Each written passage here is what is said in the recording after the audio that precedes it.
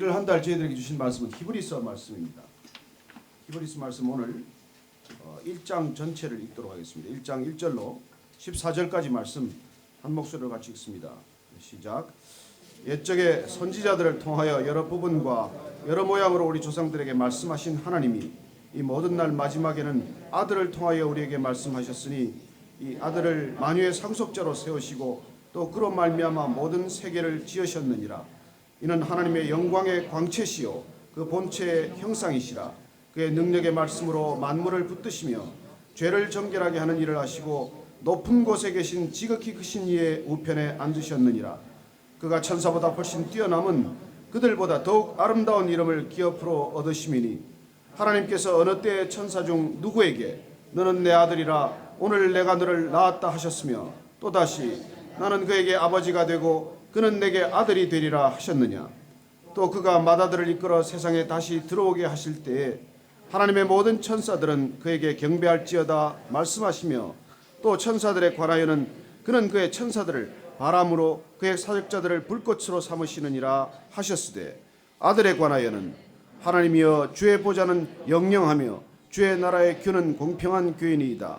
주께서 의를 사랑하시고 불법을 미워하셨으니 그러므로 하나님 곧 주의 하나님이 즐거움의 기름을 주께 부어 주를 동류들보다 뛰어나게 하셨도다 하였고 또 주여 태초에 주께서 땅에 기초를 두셨으며 하늘도 주의 손으로 지으신 바라.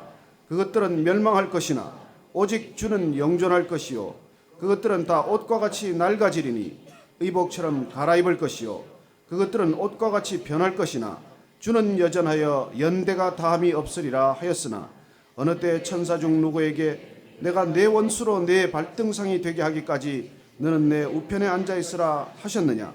모든 천사들은 섬기는 영으로서 구원받을 상속자들을 위하여 섬기라고 보내심이 아니냐. 아멘. 아멘.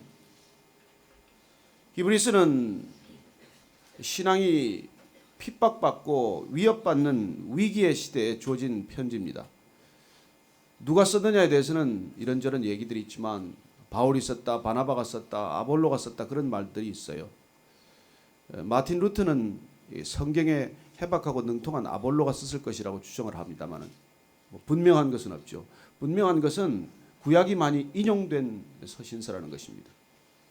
따라서 유대인이 저작을 했을 것이고 유대인들에게 주어진 편지로 해석이 됩니다. 아마도 로마에 있는 가정교회에 이 편지가 전해졌을 것이다.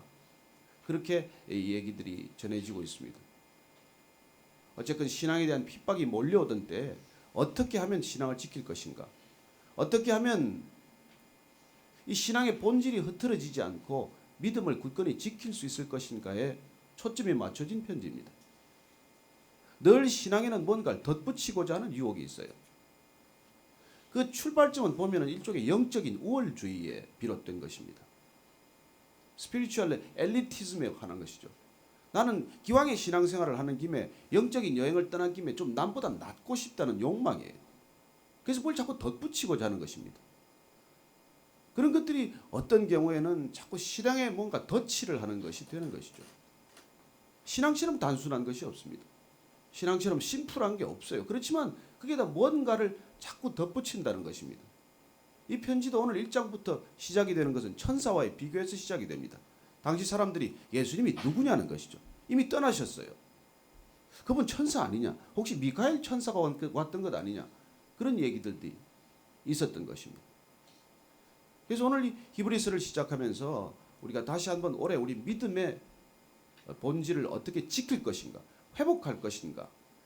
그게 초점을 맞춰서 이 편지를 읽어보시기를 원하고 또 이 편지를 읽어가면서 오늘날 믿음을 지키기 어려운 이 시대에 우리는 어떻게 믿음을 지킬 것이고 그 믿음이 덧칠되지 않은 믿음, 순전한 복음, 그 복음에 우리가 어떻게 메인받을 것인지를 한번 우리 모두가 함께 따라가 보기를 바랍니다. 오늘 보면은 1절, 2절 말씀을 다시 읽어보면 하나님께서 어떻게 이 예수 그리스도를 이 땅에 보내셨는지를 다시 한번 확인하게 됩니다. 1절, 2절 말씀 한번 더 읽어볼까요? 시작. 옛적에 선지자들을 통하여 여러 부분과 여러 모양으로 우리 조상들에게 말씀하신 하나님이 이 모든 날 마지막에는 아들을 통하여 우리에게 말씀하셨으니 이 아들을 만유의 상속자로 세우시고 또 그로 말미암아 모든 세계를 지으셨느니라. 우리가 아침에 금방 찬양 불러드린 대로 정말 하나님이 모든 이 지으신 세계를 보면서 경탄하지 않을 사람이 없습니다. 그런데 우리는 예수 그리스도가 누구시냐고 할 때 하나님과 동등됨을 입으셨으나 그 본체시나 그분의 형상이시나 그분과 같은 모양을 취하지 않고 이 땅에 오셨다고 빌립보서에서는 기록을 하고 있습니다. 예수님은 하나님의 본체시다, 하나님의 형상이시다, 하나님의 본질이다고 하는 것입니다. 하나님은 보이지 않죠.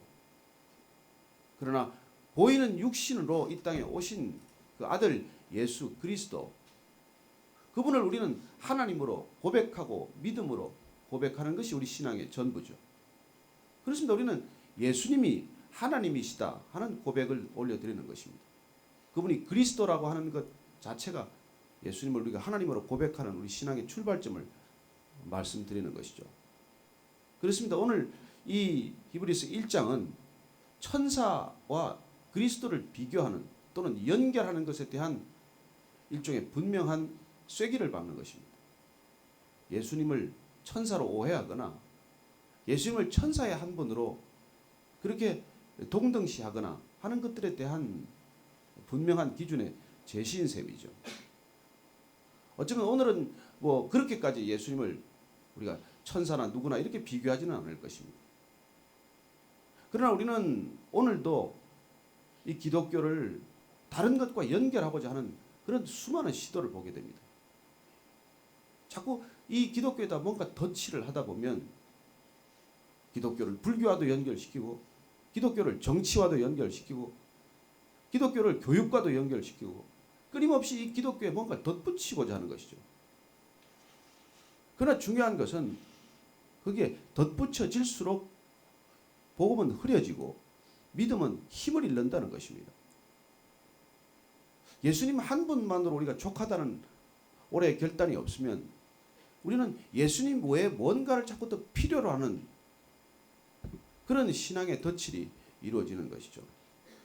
예수님은 하나님께서 이 땅에 보낸 유일한 아들이다고 하는 고백을 우리가 다시 한번 하게 되기를 바랍니다. 오늘 보니까 이 모든 마지막 날의 아들을 통해서 말씀하셨다는 것입니다. 우리가 구약 전체를 보면 선지서 전체를 보면 여러 모양으로 이런 사람들을 통해서 말씀하셨습니다. 예수님께서 오시기 전에 많은 선지자를 보내셨어요. 많은 선지자를 통해서 말씀하셨습니다. 하나님께서 이 땅에 어떤 방법으로 구원의 드라마를 펼쳐갈지에 대해서 미리 알려주셨어요. 그래서 구약 전체를 이 히브리서는 예수 그리스도에 대한 모형론으로 이해를 하는 것이죠. 예수 그리스도가 구약의 곳곳에 드러나 있고 계시되어 있다는 것입니다. 그래서 구약을 우리가 읽어가면 읽어갈수록 그리스도에 대한 하나님의 예언을 끊임없이 그 주신 말씀을 우리가 확인하게 되고 또 발견하게 되는 것이죠. 그래서 오늘 이 1편 가운데 곳곳이 1장 가운데 시편을 많이 인용을 하고 있어요. 그리스도에 관한 말씀, 시편에서 예언된 말씀, 시편에서 기록된 말씀을 통해서 그는 그리스도가 누구인지 그리고 천사와 예수님을 어떻게 다른지를 얘기해주고 있는 것이죠. 한번 계속해서 볼까요? 그렇게 우리 조상들에게 말씀하셨지만 이 마지막 날에 이 마지막 때에는 아들을 통해서 말씀하시기로 하나님께서는 결정하셨다는 것입니다. 이 아들을 만유의 상속자로 세우시고 그로 말미암아 모든 세계를 지으셨다고 말씀하시고 그리고 이 예수님이 누구신지를 다시 한번 밝히십니다. 3절 말씀 한번 더 읽겠습니다. 시작. 이는 하나님의 영광의 광채시요 그 본체의 형상이시라.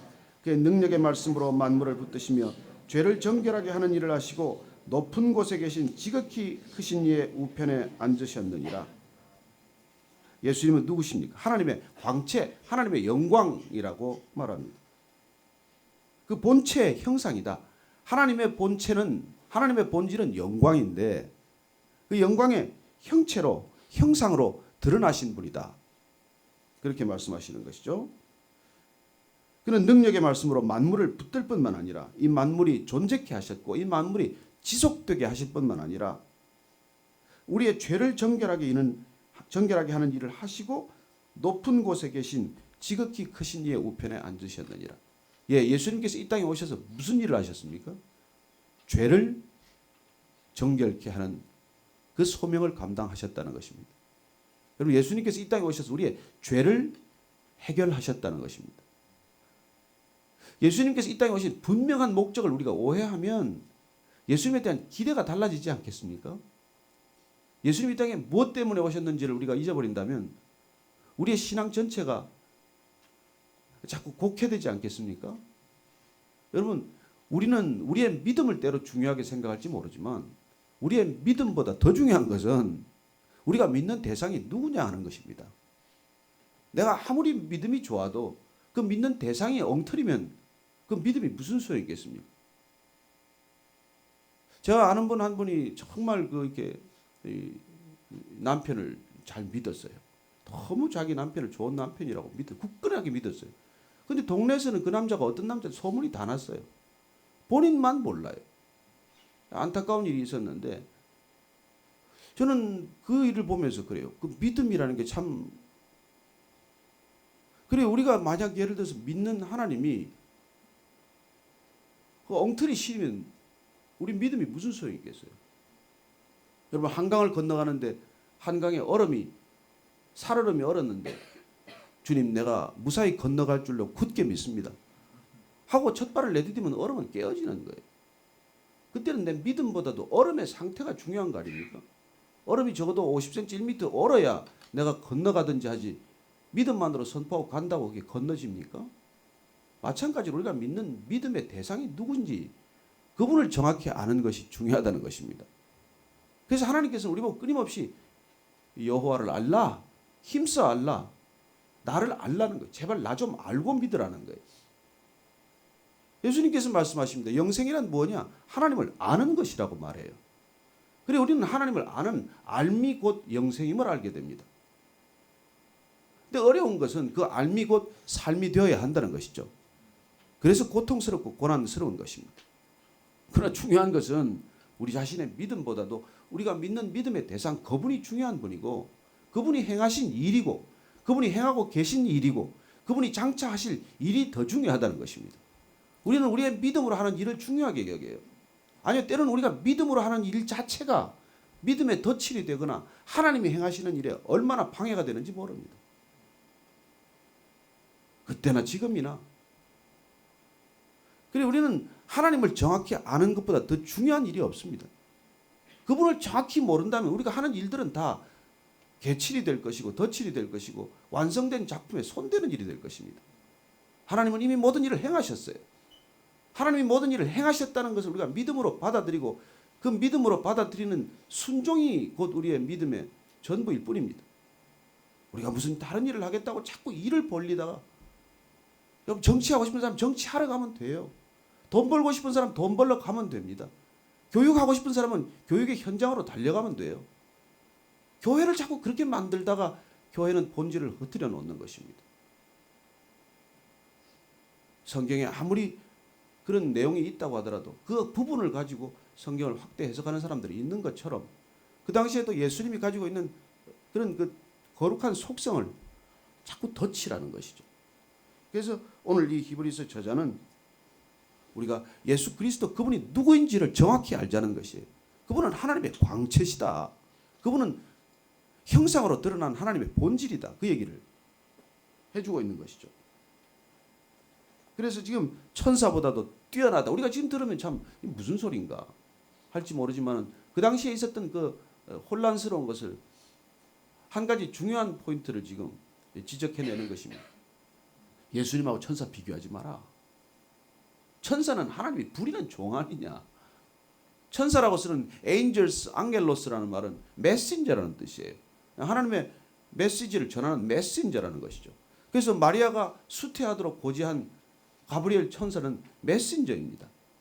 그 가브리엘이나 우리가 또 다니엘서에 봤던 미카엘이나 이런 사람들이 그런 천사들이 예수님하고 비교되었다는 것 자체가 이 히브리서 저자로서는 용납하기 어려운 일인 것입니다. 어떻게 그 아들과 종을 비교하냐 그런 얘기예요. 그래서 지금 4절 보니까 예수님이 천사보다 훨씬 뛰어남은 그들보다 더욱 아름다운 이름을 기업으로 얻으셨다고 이렇게 기록을 하고 있는 것이죠. 천사들보다도 훨씬 뛰어나다고 표현했지만 사실은 비교할 수 없는 존재라는 것입니다. 하나님께서 어느 때 천사 중 누구에게 너는 내 아들이라 오늘 내가 너를 낳았다 하셨느냐? 언제 이 시편을 이렇게 인용을 하고 있습니까? 시편 2편 7절 말씀을 지금 인용을 하고 있습니다. 내가 오늘 너를 낳았다. 이건 예수 그리스도에 관한 얘기라는 것입니다. 곳곳에서 그런 흔적을 발견해낼 수 있다는 것이죠. 그래서 아볼로를 이 저자로 아마 마르틴 루터는 생각을 했던 것 같습니다. 나는 그에게 아버지가 되고 그는 내게 아들이 되리라. 이건 또 사무엘하 말씀이에요. 또 그가 맏아들을 이끌어 세상에 다시 들어오게 하실 때 하나님의 모든 천사들은 그에게 경배할지어다. 또 시편 97편 말씀. 이렇게 말씀으로 계속 그리스도를 우리가 증거하는 것을 보게 됩니다. 그래서 오늘 이 히브리서 기자는 결국은 그리스도의 본질은 그 영원함에 있다고 다시 강조하는 것입니다. 그리고 그분이 창조주 하나님과 동등된 분이라는 것을 우리에게 다시 한번 리마인드 시켜주는 것이죠. 그래서 10절 말씀을 보면 주여 태초에 주께서 땅에 기초를 두셨고 하늘도 주의 손으로 지으셨지만 그러나 그것조차도 멸망할 것이다. 여러분 이 땅 우리가 지금 보고 있는 땅 그리고 우리가 살고 있는 이 하늘 이것도 언젠가는 사라질 것들이라는 거예요. 그래서 저는 이게 막 고층 빌딩 올랐을 때마다 사실 좀 이렇게 두 가지 생각을 하게 돼요. 두바이에 가서도 그 828m 그 부르즈 칼리파 그 뭐 우리 한국 건설사가 지었대서 좀 뿌듯한 게 있긴 했지만 그런 거 올라갈 때마다 제가 볼 때 두 가지 생각을 했어요. 저 바벨탑인데 또 다른 바벨탑이 될 터인데 그리고 땅에 기초를 놓으신 분이 땅을 조금만 흔들면 저거 어떻게 될 건데 저렇게 올라가야 되나. 사실 우리가 63빌딩 지을 때도 얼마나 흥분했습니까. 그때 미국에는 벌써 마천루들이 많았을 때예요. 그리고 우리는 높이 올라가는 것들에 대해서 경탄하지만 그러나 그 땅의 기초가 흔들리면 한순간에 무너질 것들 아니에요. 그런데 오늘 말씀은 이 땅조차도 사라질 때가 있다는 것입니다. 이 하늘조차도 없어질 때가 있다는 거예요. 천지를 지으셨지만 이 천지조차 사라질 때가 오는데 우리가 믿는 그분은 영존하시는 분이라는 것입니다. 그렇습니다. 우리의 믿음은 영원한 것에 눈뜨는 것입니다. 우리의 믿음은 점점 눈에 보이는 것들로부터 눈에 보이지 않는 그분께로 옮겨가는 것입니다. 비록 이 땅을 살지만은 이 세상 속에 살지만은 눈에 보이는 것들에 우리가 좌우되지 않고 눈에 보이지 않는 그분께 우리의 마음을 의지하는 그런 여행을 떠난 것입니다. 이미. 그래서 오늘 11절 말씀을 한 번 더 같이 보십시다. 11절 12절 말씀 시작. 그것들은 멸망할 것이나 오직 주는 영존할 것이요 그것들은 다 옷과 같이 낡아지리니 의복처럼 갈아입을 것이요 그것들은 옷과 같이 변할 것이나 주는 여전하여 연대가 다함이 없으리라 하였느라. 아멘. 아멘. 여러분 오늘 뭐 이렇게 아침에 옷 입으면서 어떤 느낌이었어요?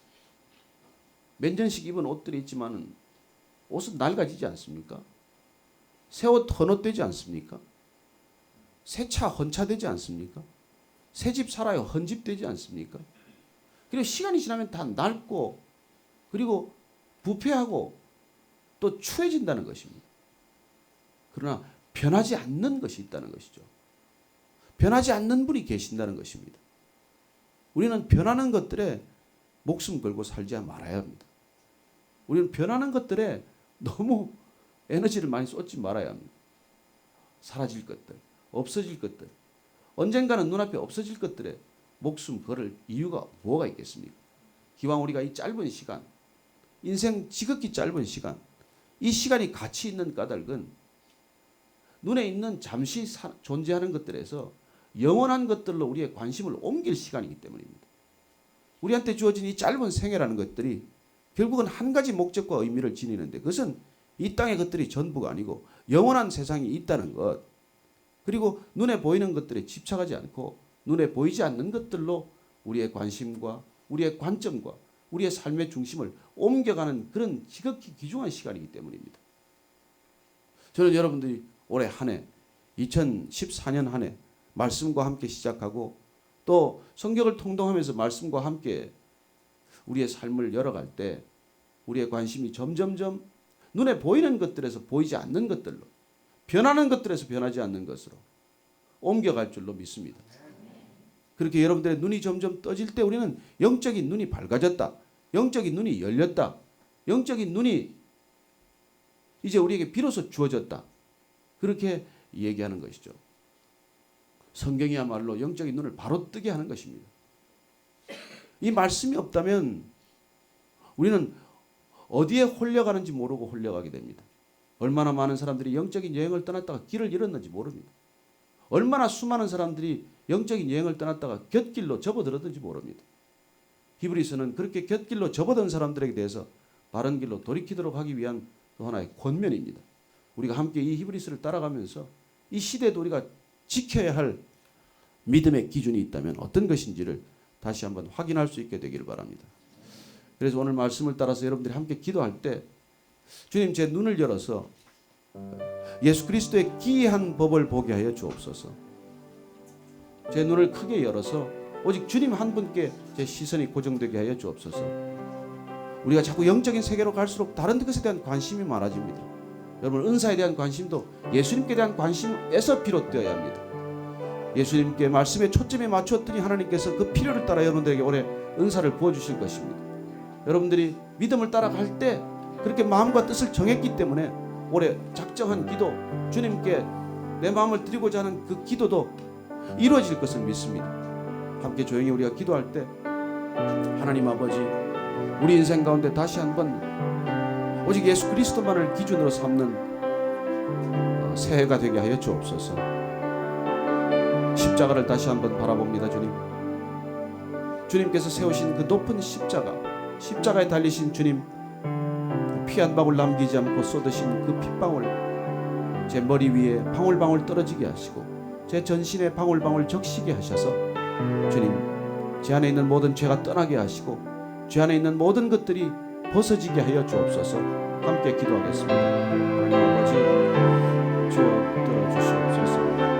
우리 인생 가운데 주님 주신 놀라운 은혜와 그 말씀의 능력, 비교할 수 없는 예수 그리스도, 어떤 것과도 비교할 수 없고 어떤 중심과도 비교할 수 없는 그 예수 그리스도, 내 인생의 중심 되게 하여 주옵소서. 십자가 다시 한번 높이 바라봅니다. 주님, 그곳에 달린 주님을 바라볼 때마다 제가 있어야 할 바로 그 자리에 주님 계셨다는 것을 확인합니다. 주님, 우리를 불쌍히 여겨 주시고 다시 한번 우리 가운데 있는 놀라운 은혜를 허락하여 주시옵소서. 주여 붙들어 주시옵소서. 우리가 또 다시 한 가지 더 기도할 것은 정말 이 나라 이 민족을 위해서 기도하기를 원합니다. 하나님, 이 나라 이 민족이 정말 성경으로 통일되게 하여 주옵소서. 복음으로 열방 가운데 흩어지게 하여 주옵소서. 마지막 시대에 쓰임받는 나라와 민족 되게 하여 주옵소서. 하나님, 여와 야간을 대치하고 남과 북이 대치하는 이 상황을 주님께서 종식시키시고 다시 한번 이 나라 이 민족 주님께 붙들린 거룩한 백성 되게 하여 주옵소서. 다시 한번 우리의 마음을 모아서 정말 우리의 기도가 날아온 민족을 지키게 하여 주옵소서. 함께 기도하겠습니다.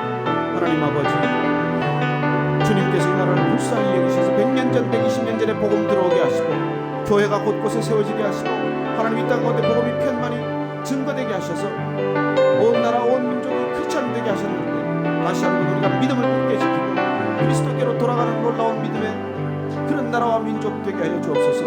이 땅 가운데 있는 거룩한 하나님의 사람들이 무릎을 꿇고 아침마다 주님께 부르짖어 기도할 때 주님이 나라의 민족이 거룩한 하나님의 백성으로 회복될 줄로 믿습니다. 이 땅에 죄악이 관여하고 하나님께서 보시기에 마음 아픈 일들이 수없이 일어나지만 그러나 아침마다 주님께 부르짖어 기도하기를 다윗의 자손 예수의 우리를 불쌍히 여겨 주시옵소서. 그렇게 부르짖는 우리의 기도가 주님께 상달될 줄로 믿습니다. 주님 나라를 불쌍히 여기시고 이 나라 그만 싸우게 하시고 그만 다투게 하시고 그만 비난하게 하시고 그만 비방하게 하시고 주님 서로를 낮게 여기고 겸손한 민족, 정말 나를 나보다 낮게 여기는 놀라운 겸손이 있는 그런 거룩한 민족 회복되게 하여 주옵소서. 날마다 서로가 싸우고 다투고 갈라지고 찢어지고 해오고 그런 나라와 민족이 아니라 주 앞에 겸비한 민족 되게 하여 주시옵소서. 주여 불쌍히 여겨 주시옵소서. 주여 불쌍히 여겨 주시옵소서. 하나님 아버지, 우리가 2014년 한 해를 말씀으로 열게 하셔서 감사합니다. 주님, 우리의 심중 깊은 곳에 주님을 향한 놀라운 열정이 불타오르게 하시고 십자가를 바라보며 날마다 그 앞에 무릎 꿇고 그리고 우리의 모든 짐을 주님 발 아래 내려놓게 하여 주옵소서. 그리고 헐헐 비상하듯 날아오르듯 주님께 우리의 모든 목적과 시선이 집중되는 삶이 되게 하여 주옵소서. 이제는 십자가에서 우리의 그 놀라운 은혜를 다 쏟아부으신 우리 구주 예수 그리스도의 은혜와 하나님 아버지의 측량하고 헤아릴 수 없는 사랑과 오직 십자가만을 통해서 우리의 믿음이 견고히 세워지도록 우리를 권면하시는 성령님의 충만케 하심과 기름 부으심이 2014년 한 해를 말씀으로 시작하고 말씀 위에 견고하게 우리의 인생에 반석 삼고자 하는 이 자리에 고개 숙인 모든 베이직 교회 성도들 한 분 한 분의 머리 위에, 가정 위에, 일터 위에 지금부터 영원까지 함께 하옵시기를 간절히 축원하옵나이다.